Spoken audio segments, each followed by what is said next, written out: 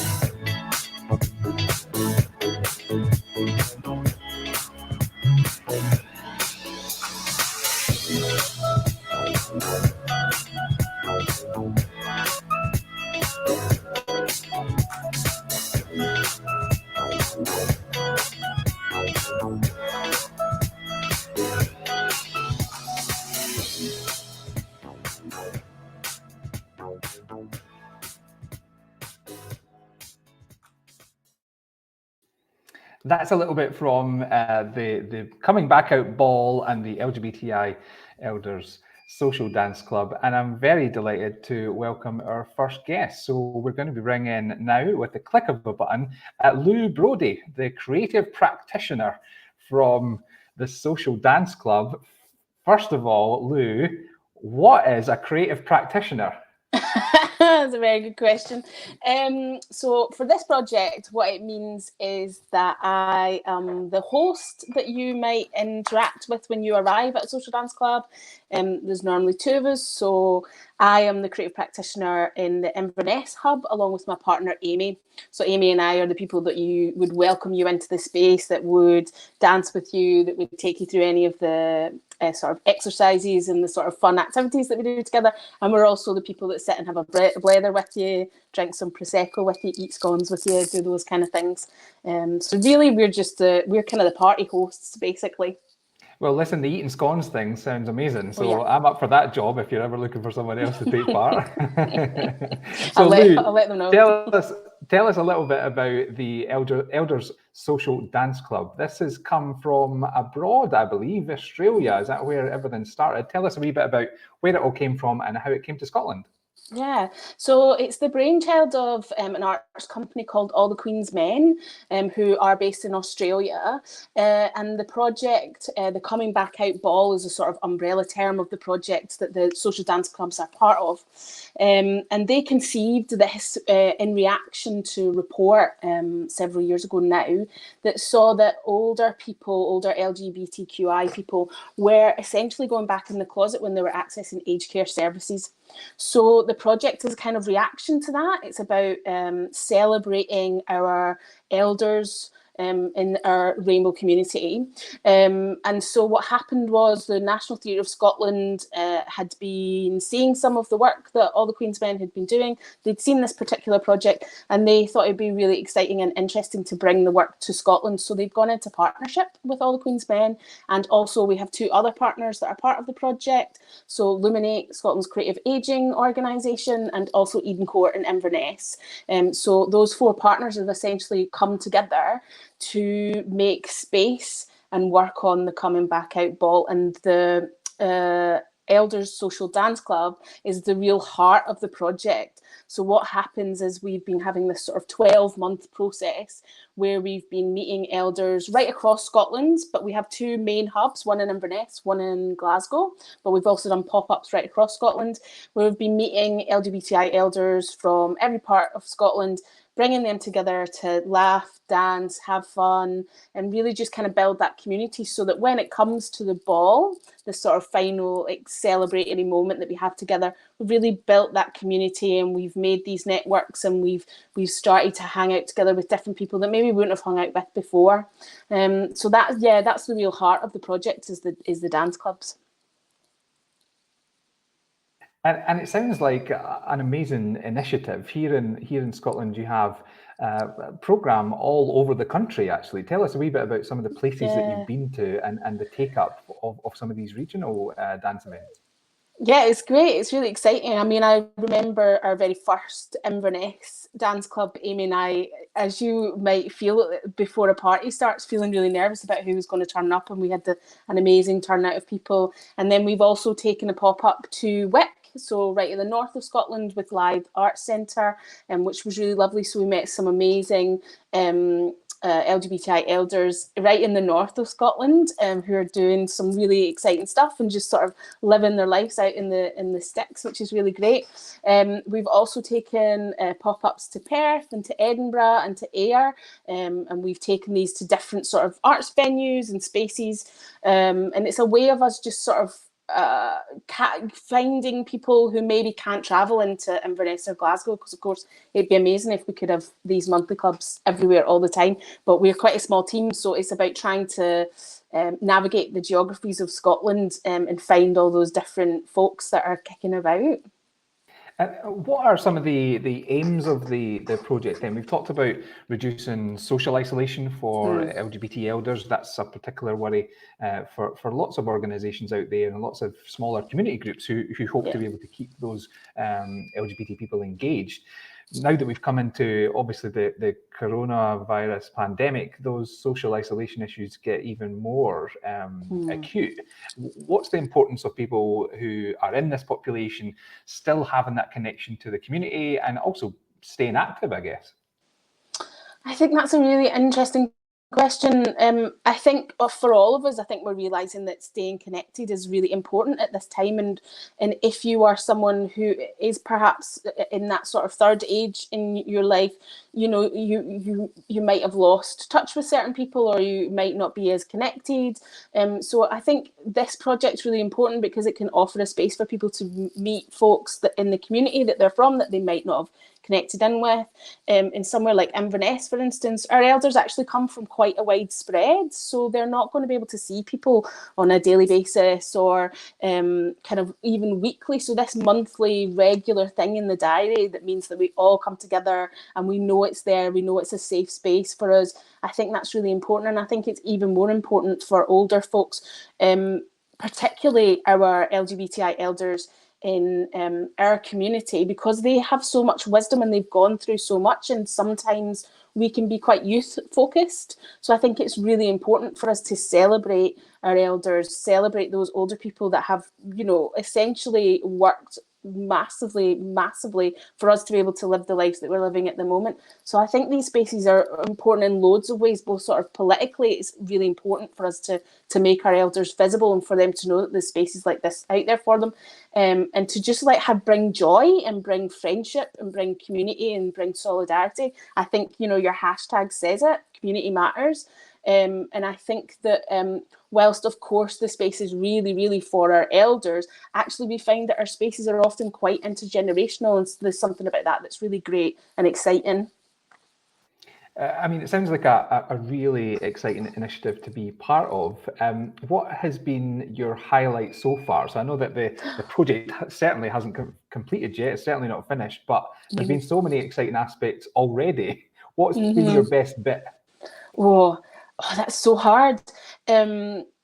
We have done some stuff outside of Social Dance Club, actually. Just sort of naturally what happened is we started socialising at different events, and we took some of our elders along with some LGBTI youth to see Ian McKellen at Eden Court, and I think that was really joyous. We were all in the front row watching the theatre together, all this mix of ages, all kind of celebrating this amazing, successful LGBTI elder telling his story and doing it for the community as well, because, you know, when he went on his tour, he was giving his ticket sales to other people. So there was something really joyful and exciting about that exchange. But really, I suppose my massive takeaway is the community that I've been allowed to access, even though, you know, we started with you asking, like, what is my job title? And of course, it is a job. I am sort of paid to be part of this project, but really it's unlocked an amazing community that I don't think that I would have accessed. And there's something really exciting about that, 'cause now I have genuine friends out of this situation. And I suppose that's a real like boost for me. And that surely is ultimately what this is about. It's making those social connections, isn't it? It's still, you know, pushing forward that idea that, you know, life certainly is not over the older that you get. You know, there's plenty of activities out there, more new friendships to be made. Well, thank you very much, Lou. I want to bring in our second guest now. Stuart has been a member of the Social Dance Club, and he joins us now from his home. Hello, Stuart. I hope you're there. Can you hear us okay? I can, yes. Thank you. And how passionate and well spoken, Lou. And just all the sentiments that I have. You know, it's the just the one thing that you're all doing. And yes, it is the social isolation. And I'm fairly new to Glasgow, and was introduced to dance club by Jay and Helen that came along to a coffee posse. That's also another event, monthly event that happens in Glasgow, and they convinced me to come along. A bit apprehensive, but from the moment that I got into the theatre at Trongate, just everybody's so welcoming and like a family, and just great fun. And anybody that's thinking of joining us, and I can thoroughly recommend it. It's you know, it's something that has changed my life in some aspects. You know, it's something to look forward to. These online events are becoming something to look forward to, and yes, what more can I say? It's just we appreciate the hard work that all the organisers are putting into it. Well, I'm talking for myself, of course, but I'm sure the sentiment is the same for everybody that comes to these. I've been lucky enough to go to a few, and I was lucky enough to go to the one in Perth. And people that lead the dancing, like Chris, is just fantastic, and so entertaining as well. It's just something. It sounds like, Great. Stuart, you've had Yes. a fantastic time being part of this organisation and this group Yes. already. Has it brought you, did you do any dancing beforehand? Has this brought you into a new lease of life, a new hobby for you? I have two left feet. I do battle with the dancing, but you know, nobody's looking at you, and they just it's fun. And laugh at yourself, and know you know, if people are laughing, they're laughing with you, not at you. So it's, you're just made feel so welcome and special, and you know, it is a lovely event, and I've started making new friends through it, which is just a wonderful thing. It's not easy, I think, for people of a certain, you know, over a certain age group to go out and meet new people. I think people have groups of friends at this stage in life, and it's not easy. You know, I'm fairly new to Glasgow, so it's not an easy thing to do, but I can thoroughly recommend it. It's just, yes, what more can I say? It's Well, just, I think Lou will be very pleased with that. That's a good thumbs up for for her oh project. yes.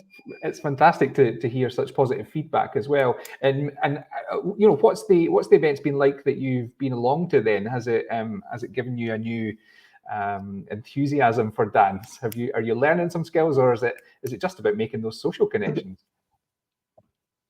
Well, I get, I'm getting there. The last actual meeting that we had in Glasgow, I felt that I was actually starting to follow the steps and get somewhere. The last couple that we've done online, I've been doing a little bit of, what would you see, just my own sort of thing, but trying to follow.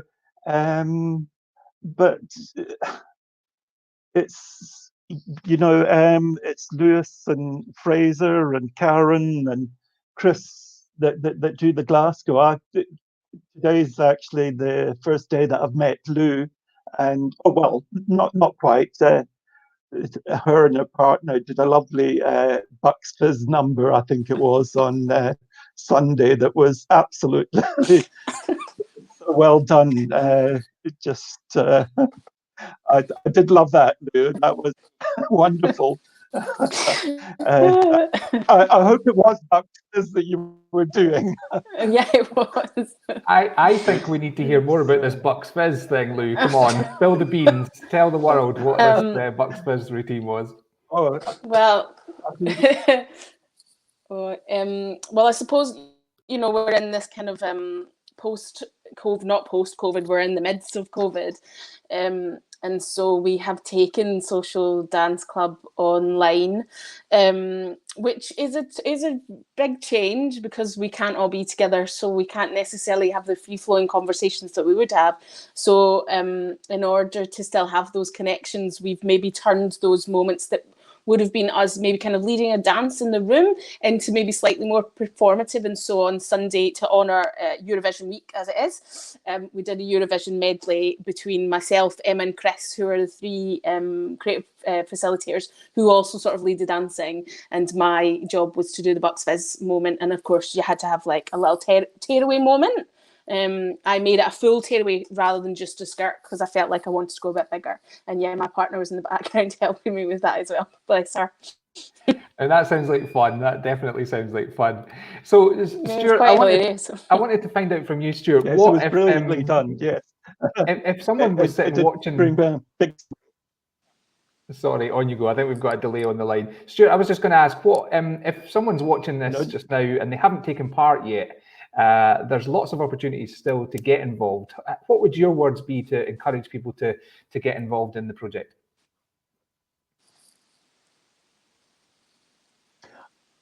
Do. I mean, if you're a bit apprehensive, which I was to start, just join online, and you don't need to, you can just watch and just do what's comfortable. I mean, that's, I think everybody that runs it, they do tell you just to do what you're comfortable with, and which is the best way to do it. So if you don't feel comfortable doing something, just sit it out, and you don't need to partake. But it's also lovely sometimes when I get a bit tired, I sit at the side and watch. So it's just beneficial in so many ways. And you'll be doing the Bucks Fizz skirt rip-off at some point as well, will you? Will we do that live here, Stuart? Do you want to take part in that?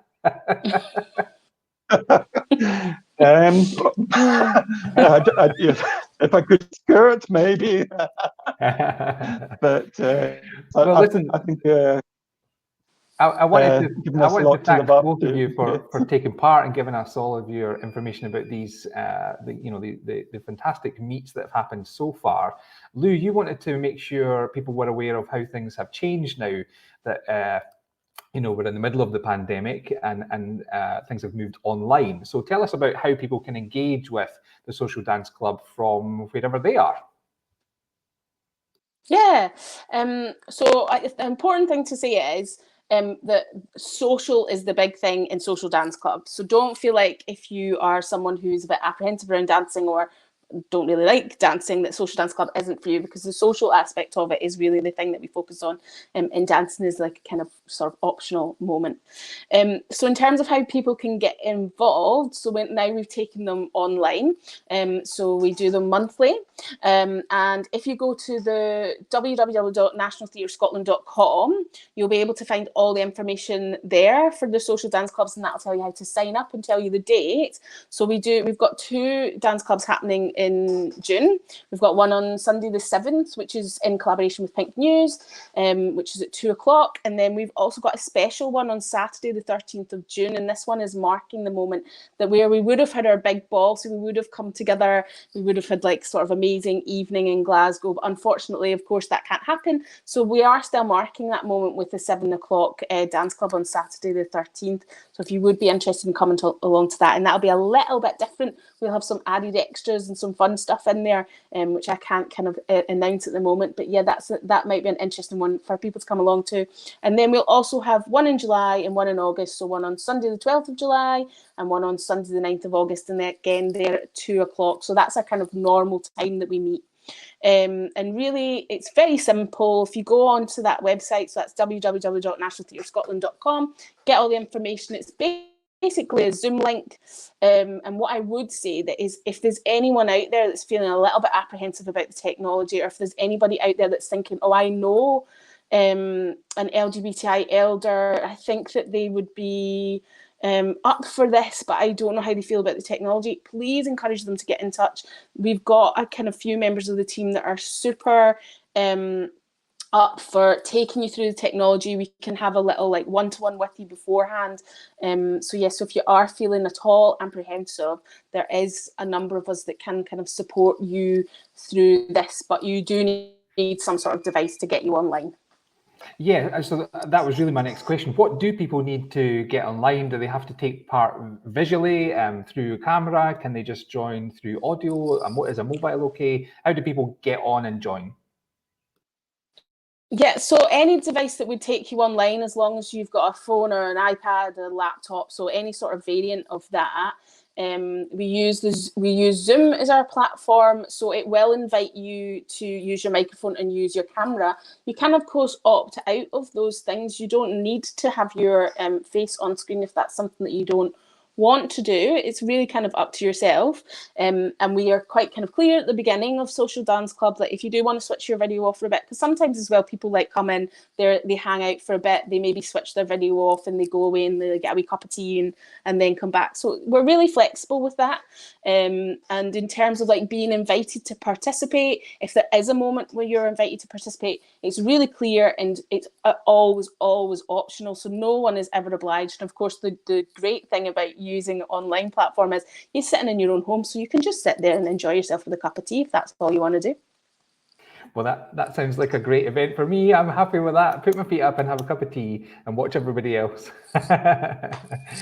You can do Fantastic. That. Thank you very much, Lou. And I just want to say thank you very much to Stuart as well for joining us from Glasgow. Folks, this has been our first Community Matters live stream.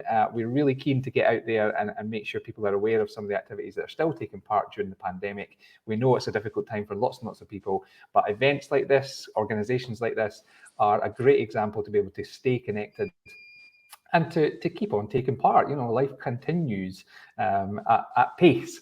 And so we've got, you know, amazing events like this to get involved, and not just one-offs, as Lou said, coming up every month now, and you'll be able to join online. So from me, from Lou, from Stuart, thank you very much to everybody for watching, and we'll see you again soon. Take care, everyone. Thank you. Thank you. Thanks. Thank you.